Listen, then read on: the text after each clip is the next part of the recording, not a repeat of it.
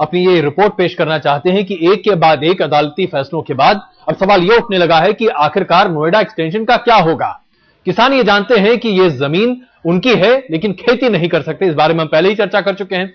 ऐसे में अगर वो समझौता करना चाहते हैं तो क्या शर्तें हो सकती हैं उनकी, और सबसे बड़ी बात यह है कि जो अभी अरोड़ा जी उठा रहे हैं कि यह समझौता बिल्डर और किसान के बीच में नहीं हो सकता।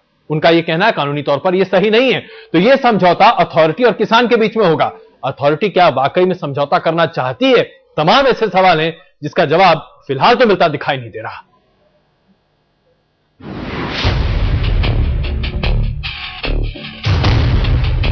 क्या होगा नोएडा एक्सटेंशन का? किसानों को मिल जाएगी जमीन? बिल्डर के प्रोजेक्ट होंगे कामयाब? एक्सटेंशन में है 20,000 टेंशन। अनाज उगलने वाली जमीन पर कंक्रीट के जंगल और बड़े बड़े बैनर खड़े हैं, लेकिन ये बैनर और ये आधी अधूरी इमारतें भी शायद चंद दिनों में इस जमीन को अलविदा कह दें। एक के बाद एक कोर्ट के फैसलों ने यहाँ के निवेशकों को तो डराया ही है, बिल्डर भी अब घबराने लगे हैं। पटवारी गांव को लेकर जैसे ही इलाहाबाद हाईकोर्ट का फैसला आया, इलाके के तमाम बिल्डर पहुंच गए ग्रेटर नोएडा अथॉरिटी के पास। हम लोग की अभी मीटिंग चल रही थी और हम लोग को कहा गया है, अथॉरिटी की ओर से आश्वासन दिया गया है कि आपके साथ साथ हम लोग भी सभी बायर्स के इंटरेस्ट को प्रोटेक्ट करेंगे। बिल्डर चिंतित हो या ना हो, आम लोगों की चिंता तो जायज है। सबके मन में सवाल यही है कि अब उनके पैसे का क्या होगा। नोएडा एक्सटेंशन में कुल 13 गांवों की जमीन का अधिग्रहण हुआ है। कुल 4,942 एकड़ जमीन अधिग्रहित की गई है। करीब 25 बिल्डर इस इलाके में 25,000 फ्लैट बनाने वाले हैं। आने वाले दिनों में 800 एकड़ जमीन अधिग्रहण पर इलाहाबाद हाई कोर्ट में सुनवाई होनी है।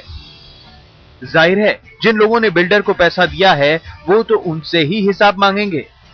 पटवारी गांव से लेकर शाहबेरी तक और हाई कोर्ट से लेकर सुप्रीम कोर्ट तक अदालत के रुख ने यह साफ कर दिया है कि वो बिल्डरों और सरकार के पक्ष में नहीं बल्कि किसानों के पक्ष में है। जाहिर है आने वाले दिन सरकार के लिए मुश्किलों भरे होने वाले हैं, क्योंकि उसे भूमि अधिग्रहण को लेकर न सिर्फ कोर्ट में सवालों का सामना करना पड़ेगा बल्कि उन लोगों के गुस्से का भी सामना करना पड़ेगा जिन्होंने सरकार और बिल्डरों के भरोसे इन्हीं जमीनों पर अपने मकान बुक कराए थे। हालांकि किसान भी अब ये मानते हैं कि इलाके में निर्माण का इतना काम हो चुका है कि इस जमीन पर और कुछ नहीं किया जा सकता है। वो समझौता भी चाहते हैं लेकिन अपनी ही शर्तों पर। किसान के मुताबिक कुछ एक चीज ऐसी मिलती है, किसान को उसके मुताबिक अब हमें 7-11 हमें दे रहे हैं, 7 लाख रुपए हमें दे रहे हैं। हमारी आंखों के सामने अथॉरिटी उसे 1.5 करोड़ में बेच रही है।